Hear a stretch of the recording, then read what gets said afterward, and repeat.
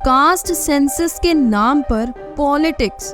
नरेंद्र मोदी जाति जनगणना मेरे लिए गरीब ही सबसे बड़ी आबादी है और गरीब का कल्याण यही मेरा मकसद है। बिहार का सर्वे के बाद हर एक स्टेट पे भगदड़ मच चुकी है कि हमें तो कास्ट सेंसस करवाना ही है।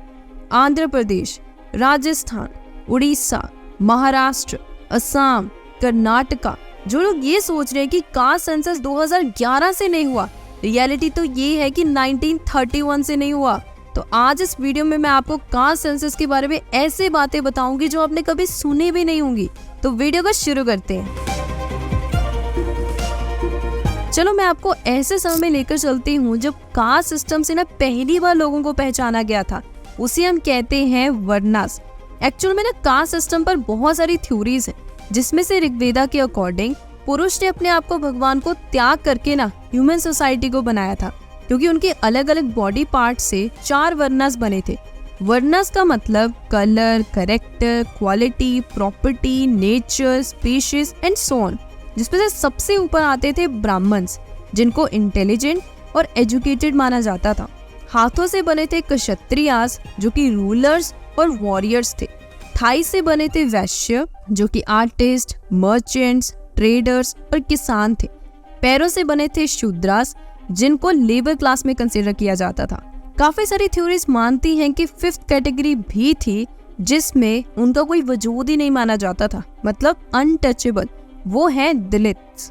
नाउ इन 4 वर्नास में फर्दर 10,000 से ज्यादा जाति सजाती है। अब इस जाति को समझना भी काफी ज्यादा कॉम्प्लेक्स था, जिस पर एंथ्रोलॉजिस्ट लुई डिमॉन्ट ने कहा कि जाति सिस्टम हमें रिलीजियस प्योरिटी और पोल्यूशन के बारे में बताता है, जिस पर फाउलर ने कहा कि जाति कौन सी ऑक्यूपेशन में हम काम कर सकते हैं, किस में काम नहीं कर सकते, उसके बारे में बताता है। बट इन रियलिटी जाति कभी भी किसी भी कास्ट के लोगों को दूसरे प्रोफेशन में काम करने से नहीं रोकती, बल्कि ये सभी मिथ है। इसलिए ये जो कास्ट वर्ड है काफी सारे ऑथर्स और प्रोफेसर जैसे कि अर्विन, अर्थुर और एंड्री ने पहले वर्नास के लिए रेफर किया और बाद में जातिस के लिए रेफर किया। इसलिए जैसे जैसे समय बीतता गया, हमें बुद्धिस्ट टेक्स्ट से पता चला कि 4 वर्नास की ये जो आइडियोलॉजी है वो प्रैक्टिकल नहीं है, बल्कि ब्राह्मण्स और क्षत्रिय जातिस हैं, ना कि वर्नास है। अब यहाँ पर एक बहुत बड़ी बात सामने आती है महाभारत से, जो कि हमें बताता है कि there is no distinction of वर्नास। पूरा यूनिवर्स ब्रह्मा से बना है, इसलिए जिसका जिस तरीके का व्यवहार है, कैसे वो काम करता है, उसके हिसाब से अलग अलग वर्नास बने हैं, ना कि हमारे काम से। इसलिए जब 18th और 19th सेंचुरी में मुगल एम्पायर भारत में आते हैं, तो वो उसी कास्ट सिस्टम के अकॉर्डिंग हम पर टैक्सेस लगाते हैं। यहाँ पर हम कास्ट सेंसस को 2 तरीके से समझेंगे। Number 1 pre independence, number 2 post independence. Number 1 pre independence. जब ईस्ट इंडिया कंपनी के ऑफिशियल्स भारत में आए थे, तो उन्होंने 1881 में सबसे पहले सेंसस करना शुरू किया, जिसपे वो कास्ट वाइज पॉपुलेशन को काउंट और क्लासिफाई करने के लिए हर एक पर्सन से 12 सवाल पूछते थे। Age, place of birth, mother tongue, gender, education, marital status और सो ऑन। इंटरेस्टिंगली आप ये सुनकर हैरान हो जाओगे कि ये सेंसस जो कि हर 10 साल के बाद किया जाता था, उसमें हर एक बार सवाल पे सवाल ही बढ़ते रहते थे। जैसे कि 26 फरवरी 1891 में जब सेंसस हुआ था, तब 14 सवाल पूछे गए थे, जिसमें रिलीजन, कास्ट, ऑक्यूपेशन को भी इंक्लूड किया गया था। और उस साल के सेंसस से हमें पता चलता है कि हर एक 3000 कास्ट की फर्दर 90,000 सब कास्ट हैं। और इसी डेटा का फायदा उठाकर अंग्रेजों ने हम सब लोगों पर जुल्म किए थे। कैसे?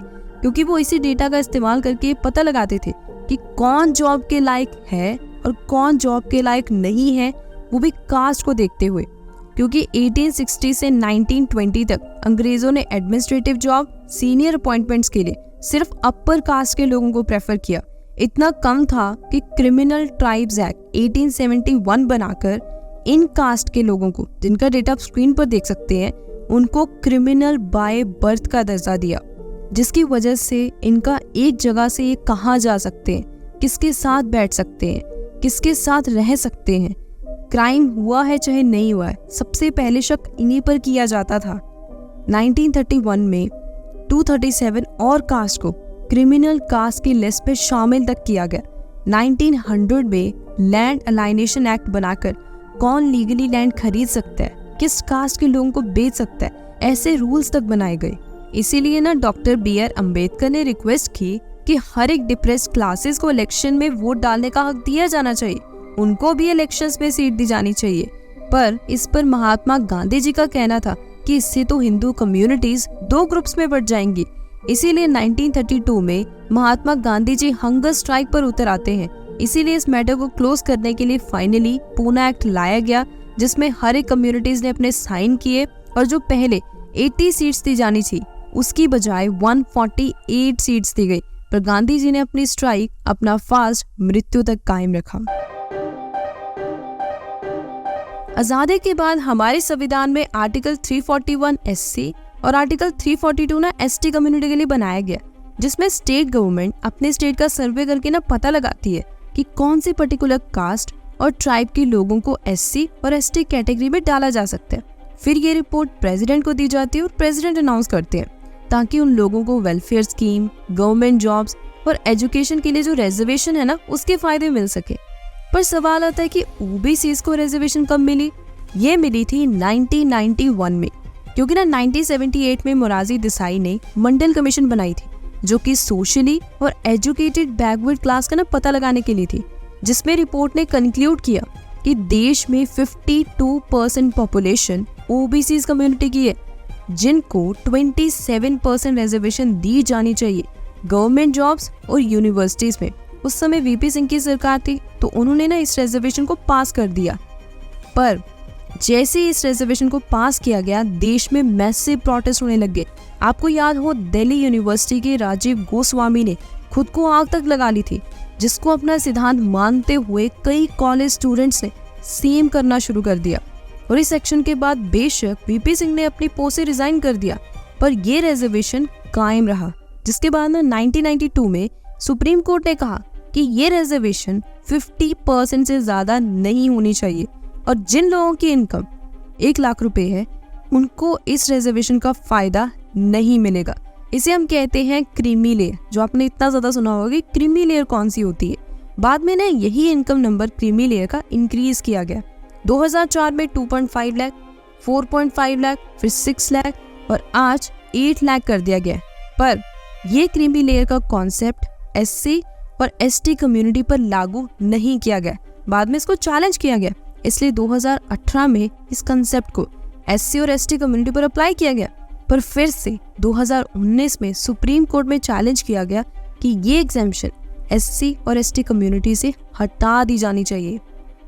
ना यहाँ पर पॉलिटिकल एंगल कहाँ से आ गया? देखो, महाराष्ट्र, कर्नाटका और उड़ीसा की सरकार जो कास्ट सेंसस की बातें कर रहे हैं कि 2011 से नहीं हुआ, बट रियलिटी तो ये है कि कास्ट सेंसस तो 1931 से नहीं हुआ, वो भी OBCs कम्युनिटी का। सरकार के पास SC और ST कम्युनिटी का एग्जैक्ट डेट है। ऐसा क्यों? क्योंकि 1941 में वर्ल्ड वॉर 2 हुआ था और उस समय सेंसस करना काफी ज्यादा मुश्किल था। इनफैक्ट 2001 और 2011 में जब सेंसस किया गया था, मतलब ये पता लगाया गया था कि हमारे देश में कितनी पॉपुलेशन है, उस समय भी कास्ट डेटा को कलेक्ट नहीं किया गया, क्योंकि जब भी डेटा कलेक्ट करने की कोशिश की जाती थी तो उसके लिए जितने भी कमीशंस बनती थी वो या तो डेटा को ज़ूम करती थी या फिर उसमें बहुत सारे एरर्स पाए जाते थे। जैसे कि 1999 में जो मंडल कमीशन बनी थी, उन्होंने जितना भी डेटा रिवील किया था ना, वो 1931 सेंसस डेटा को अज्यूम करके बनाया था।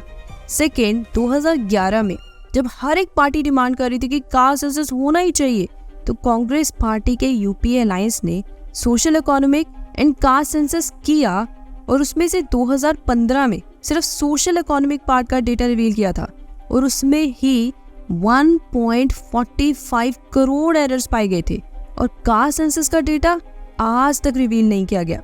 इसीलिए पार्टीज जैसे कि समाजवादी पार्टी, राष्ट्रीय जनता दल और जनता दल OBCs कम्युनिटी को वादे करती है कि हम कास्ट सेंसस करेंगे, आपके फायदे के लिए स्कीम्स लाएंगे, और इसी तरीके से यूपी और बिहार में वोट्स कलेक्ट की जाती हैं। और इस बात को आप भी मानोगे कि क्यों हमेशा कास्ट सेंसस की बातें इलेक्शंस के समय ही क्यों की जाती है। देखो, कास्ट सेंसस करने से ना हमारे देश में 2 प्रॉब्लम्स हो सकती हैं। नंबर 1, अगर कास्ट सेंसस होता है तो पार्टीज अलग अलग कम्युनिटीज को रिप्रेजेंट करके अपने फायदे के लिए स्कीम्स लाएंगी। और ये भी सोचो कि क्या कास्ट सेंसस होने से जो भी रिपोर्ट होगी उसको पब्लिकली रिवील किया जाएगा? क्या वो रिपोर्ट एडिट फ्री होगी? नाउ नंबर सेकेंड, क्या कास्ट सेंसस होने से हर एक स्टेट की प्रॉब्लम सॉल्व हो जाएगी, हर एक कम्युनिटी की प्रॉब्लम सॉल्व हो जाएगी? आप अपने व्यूज कमेंट्स में जरूर शेयर करके जाना। तो आज इस वीडियो में इतना ही। सोर्सेज का लिंक आप सब लोगों को डिस्क्रिप्शन बॉक्स में मिल जाएगा। Till then thank you, bye bye.